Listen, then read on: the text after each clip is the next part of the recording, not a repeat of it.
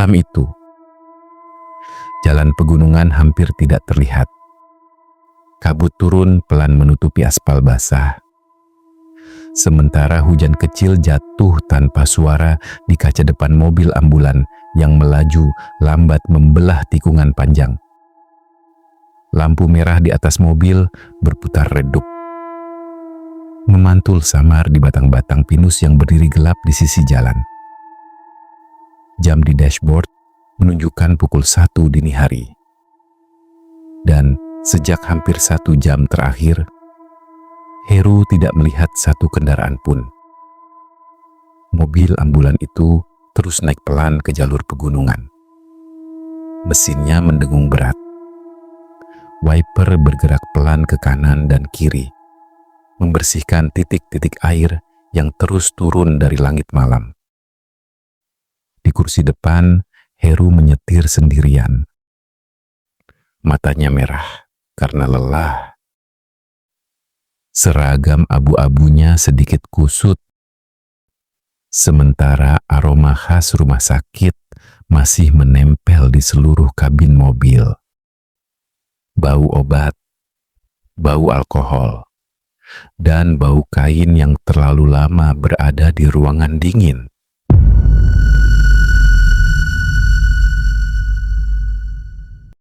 Sudah hampir 10 tahun, Heru bekerja sebagai supir ambulan. Dan selama itu juga, malam sudah menjadi bagian dari hidupnya. Dia terbiasa melihat rumah sakit saat semua orang tidur. Terbiasa melewati jalan kosong. Terbiasa membawa pasien kritis. Bahkan membawa jenazah. Awalnya Heru masih sering merasa takut. Tapi semakin lama, rasa takut itu hilang sendiri. Atau mungkin mati pelan-pelan, karena terlalu sering melihat kematian membuat seseorang berhenti merasa asing dengannya. Malam itu sebenarnya Heru sudah selesai shift.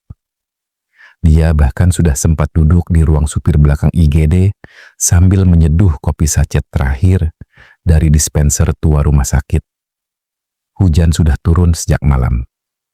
Lorong rumah sakit mulai sepi.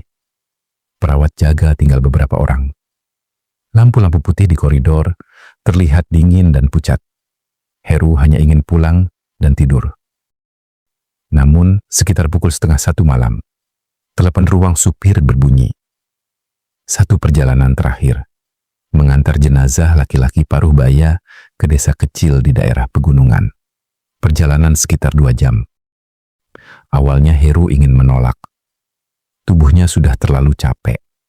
Kelopak matanya terasa berat sejak tadi. Tapi supir lain sedang dipakai keluar kota. Dan malam itu hanya Heru yang tersisa.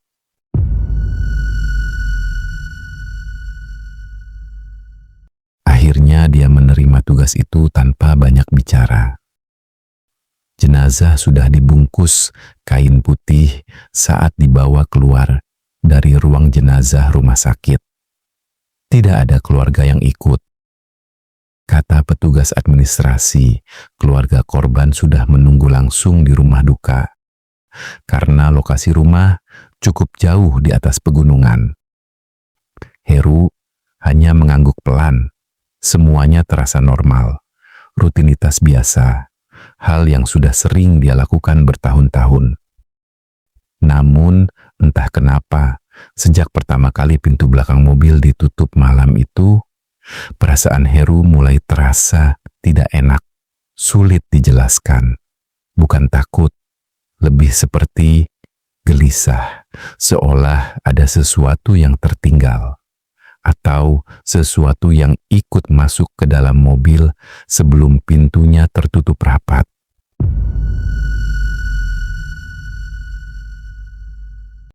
Heru sempat berdiri beberapa detik di samping mobil ambulan sebelum berangkat.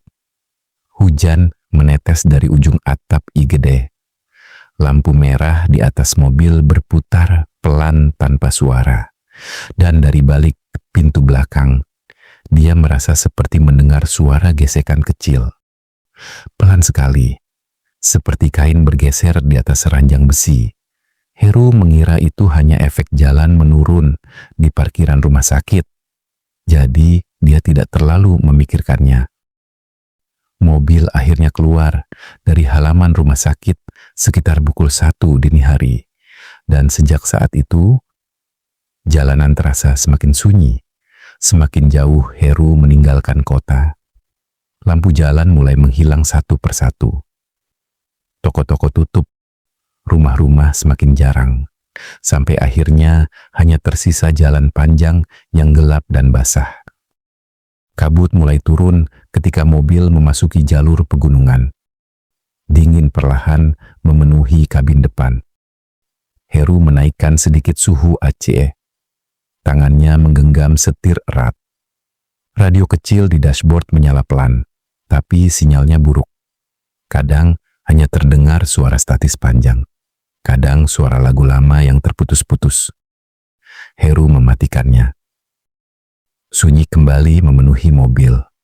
Yang tersisa hanya suara mesin dan bunyi wiper yang bergerak perlahan. Ceklek, ceklek, ceklek. Mata Heru mulai terasa berat. Dia melirik jam sekali lagi. Pukul 1.40. Masih jauh. Jalan pegunungan malam itu terasa aneh. Terlalu panjang. Tikungannya seperti tidak selesai-selesai. Dan kabut semakin tebal. Kadang lampu depan mobil hanya bisa menembus beberapa meter ke depan sebelum semuanya kembali ditelan putih. Heru menarik napas pelan. Lalu tanpa sadar, matanya melirik ke kaca tengah, tanah di atas dashboard. Pantulan pintu belakang terlihat samar, gelap, sepi. Tidak ada apa-apa. Namun beberapa detik kemudian, kening Heru perlahan berkerut. Kain putih yang menutupi jenazah itu sepertinya berubah posisi sedikit. Heru diam beberapa saat, mencoba mengingat. Tadi, apakah kain itu memang terbuka sampai bagian dada? Atau tadi lebih tinggi? Mobil melewati jalan berlubang kecil. Brak. Suara ranjang besi di belakang bergeser pelan. Heru langsung menghela napas pendek. Mungkin hanya karena jalan rusak.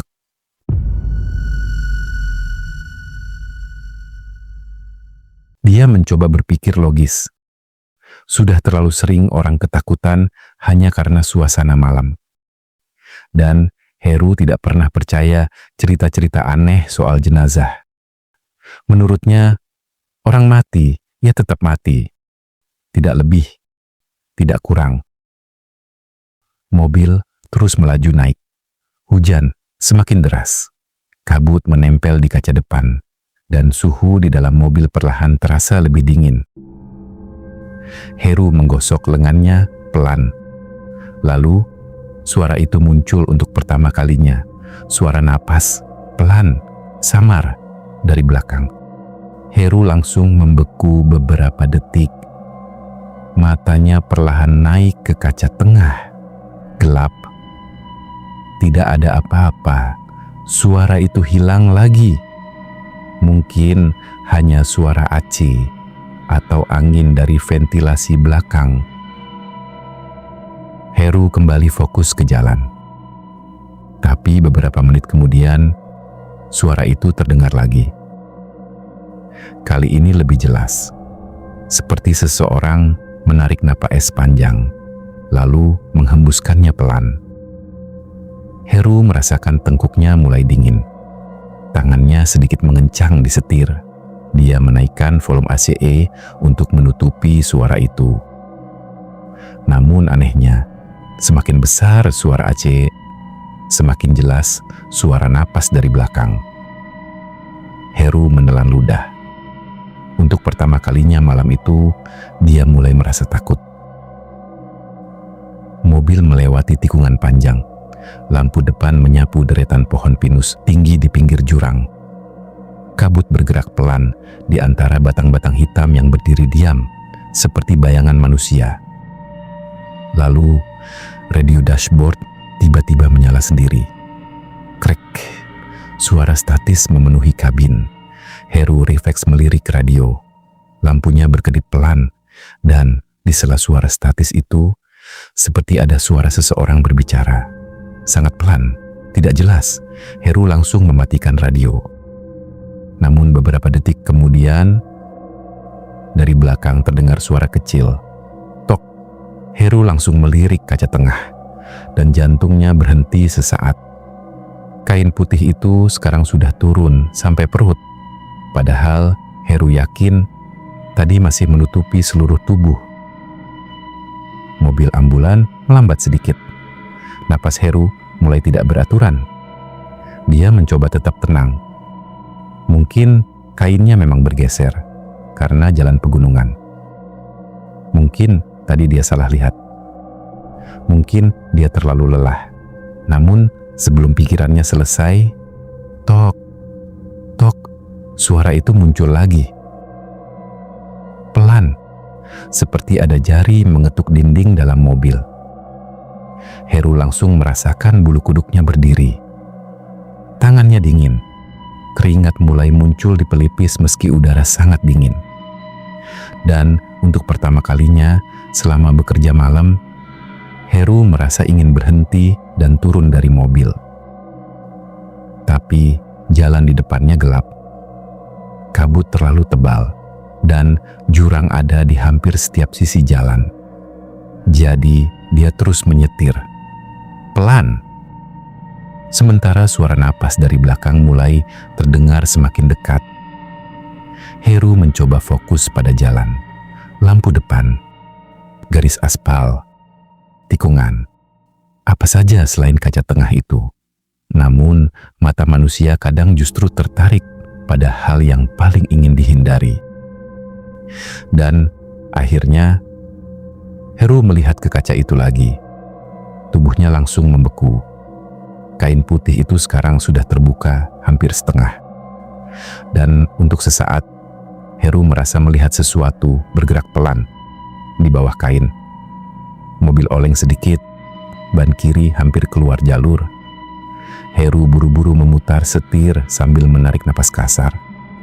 Jantungnya berdetak keras, kabut semakin tebal, hujan menghantam kaca lebih deras. Wiper bergerak cepat, ceklek, ceklek. Namun suara itu tetap terdengar. Napas panjang, pelan, tepat dari belakang kursinya. Heru akhirnya memberanikan diri bicara. Tenang, suaranya kecil dan serak. Mungkin cuma perasaanku saja. Namun bahkan dirinya sendiri tidak percaya, karena suasana malam itu sudah terasa terlalu salah. Heru melirik GPS kecil di dashboard. Garis jalur masih panjang. Tapi anehnya, ikon mobil di layar seperti tidak bergerak, padahal dia sudah menyetir cukup lama. Heru mengusap wajahnya kasar. Matanya mulai berat. Kepalanya sedikit pusing, dan saat itulah lampu kabin belakang menyala sendiri. Pantulan cahaya kuning langsung muncul di kaca tengah. Dan di sana, Heru melihat sesuatu yang membuat nafasnya berhenti total. Jenazah itu duduk perlahan di atas ranjang. Diam. Kepalanya menunduk. Kain putih menggantung di bahunya. Heru langsung menginjak rem mendadak. Mobil berhenti miring di pinggir jalan. Napas Heru memburu. Matanya membelalak menatap kaca tengah. Namun, saat dia melihat lagi, tidak ada apa-apa. Jenazah itu kembali terbaring. Diam. Kain putih menutupi tubuhnya lagi. Heru gemetar. Tangannya dingin. Dia membuka pintu depan dan turun keluar mobil. Udara pegunungan langsung menghantam tubuhnya. Dingin. Kabut memenuhi jalan. Hujan turun kecil.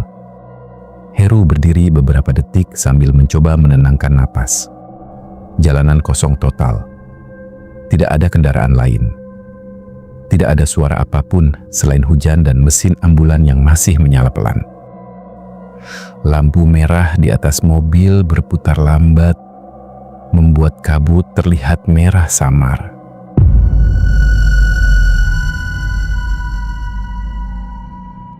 Heru akhirnya berjalan ke belakang mobil. Langkahnya pelan, sepatu bootsnya menginjak aspal basah. Dan entah kenapa, semakin dekat ke pintu belakang, dadanya terasa semakin berat. Tangannya menyentuh gagang pintu. Dingin. Dia menelan ludah. Lalu perlahan membuka pintu belakang mobil. Krik. Bau rumah sakit langsung keluar. Bau obat, bau kain basah, dan sesuatu yang amis samar. Lampu kecil di dalam mobil berkedip-redup. Ranjang jenazah ada di tempatnya. Diam, tubuh itu masih tertutup kain putih. Tidak bergerak.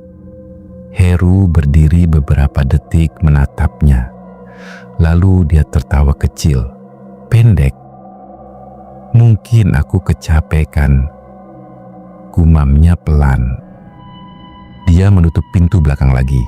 Namun, tepat sebelum pintu tertutup penuh, matanya menangkap sesuatu. Kain putih itu bergerak sedikit, seperti ada tangan di bawahnya.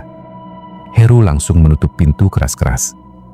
Napasnya memburu, dan tanpa berpikir lagi, dia buru-buru kembali masuk ke kursi depan, lalu menjalankan mobil secepat mungkin. Ban mobil sedikit selip di jalan basah sebelum kembali naik ke jalur pegunungan.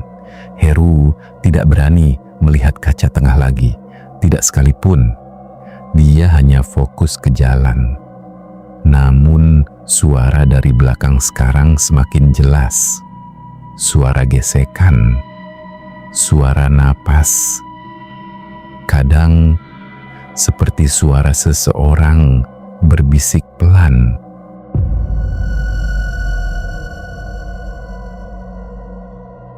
Kabut semakin tebal dan jalan terasa semakin asing. Heru sudah berkali-kali melewati jalur ini, tapi malam itu semuanya terlihat berbeda. Tikungan terasa lebih tajam. Pohon-pohon terlihat terlalu tinggi. Lalu dari kejauhan, Heru melihat cahaya lampu. Beberapa kendaraan berhenti di sisi jalan.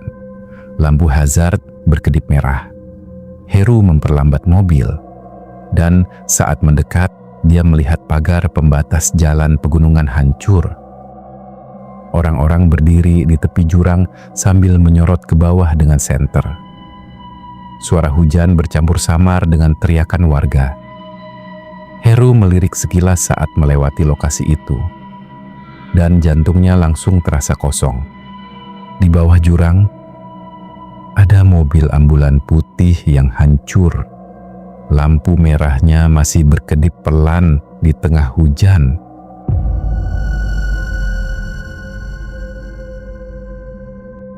Heru membeku.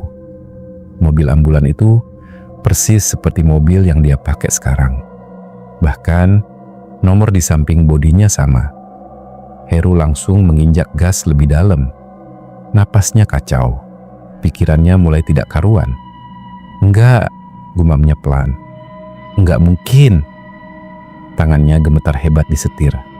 Dan untuk pertama kalinya malam itu, dia sadar. Sejak tadi, radio tidak pernah benar-benar mati. Suara statis masih terdengar pelan dari dashboard. Lalu samar-samar ada suara laki-laki. Unit ambulan jalur atas mengalami kecelakaan. Heru langsung mematikan radio keras-keras. Namun suara itu tetap ada, pelan, seperti datang dari belakang kursinya. Supir ditemukan meninggal di tempat. Heru menutup telinganya sebelah dengan tangan gemetar. Matanya mulai berair, dan perlahan dia memberanikan diri melihat kaca tengah. Tubuhnya langsung membeku total. Jenazah itu sekarang duduk tegak di belakang, diam. Wajahnya tertutup kain putih, namun kepalanya menghadap tepat ke Heru. Mobil ambulan melaju semakin cepat di jalan basah. Lampu depan menembus kabut tebal, dan Heru akhirnya sadar. Sejak tadi, dia tidak pernah benar-benar keluar dari jalur kecelakaan itu. Mungkin dia tidak pernah berhasil melewatinya. Hujan turun semakin deras saat mobil akhirnya memasuki desa kecil di ujung pegunungan. Rumah-rumah kayu berdiri gelap. Beberapa lampu teras masih menyala redup. Heru menghentikan mobil di depan rumah duka. Mesin perlahan mati, dan mendadak semuanya sunyi. Tidak ada suara napas lagi, tidak ada radio, tidak ada ketukan, hanya suara hujan. Pintu rumah terbuka pelan. Beberapa orang keluar membawa payung. Wajah mereka pucat, terkena cahaya lampu teras. Heru turun dari mobil dengan langkah lemah. Tubuhnya terasa ringan, aneh, seolah dingin malam sudah tidak lagi terasa di kulitnya. Seorang pria tua mendekat pelan. Matanya menatap Heru cukup lama. Aneh sekali, seperti melihat sesuatu yang tidak seharusnya ada. Lalu pria itu bicara pelan. "Pak." Heru diam. Bukannya supir ambulan yang bawa jenazah ini. Pria tua itu menelan ludah. Tadi sore jatuh ke jurang di jalur atas. Hening, hanya hujan. Heru perlahan menoleh ke kaca samping mobil. Dan untuk pertama kalinya malam itu, dia melihat pantulan dirinya sendiri dengan jelas. Wajahnya pucat, sebelah kepalanya hancur. Darah hitam mengalir sampai leher seragamnya. Matanya kosong, tidak hidup. Lalu, dari dalam mobil belakang terdengar suara ranjang besi bergeser pelan. Tok, tok, tok. Dan perlahan, lampu merah di atas ambulan kembali berputar sendiri di tengah hujan.